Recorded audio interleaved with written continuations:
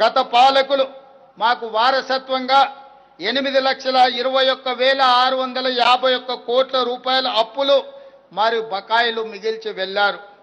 గత పాలకులు మనకు అందించిన 8,21,651 కోట్ల రూపాయల అప్పులను తిరిగి చెల్లించడానికి 20 నెలల్లో తెలంగాణ ప్రభుత్వం ప్రజాపాలన 2,20,676 కోట్లను చెల్లించడం జరిగింది.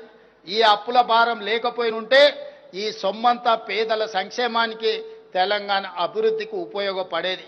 అంగట్లో అన్నీ ఉన్నా అల్లు నోట్ల శనున్నట్టు ఆదాయం ఉంది, అద్భుతమైన రాష్ట్రం ఉంది, ఎట్లా డబ్బులు సంపాదించాలా, ఎట్లా డబ్బుల మూటలు ఢిల్లీకి పంపాలా అనే ఆలోచన తప్ప ప్రజలకు ఎట్లా మనం ఇచ్చిన హామీలు నెరవేర్చాలన్న ఆలోచన కానీ ఇంగితం కానీ వీరికి లేదు.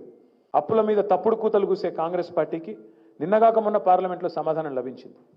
పార్లమెంట్లో స్పష్టంగా కేంద్ర ప్రభుత్వం చెప్పింది, కేసీఆర్ గారి ప్రభుత్వం చేసిన అప్పు మీరు ఇచ్చిపోయిన అప్పుతో సహా కలిపితే 3.5 లక్షల కోట్లు, అది తీసేస్తే కేవలం 2,80,000 కోట్లు మాత్రమే అనే మాట కూడా నిన్నగాక మొన్న కేంద్ర ప్రభుత్వమే సాధికారంగా పార్లమెంట్లో చెప్పింది, బయట చెప్పలేదు.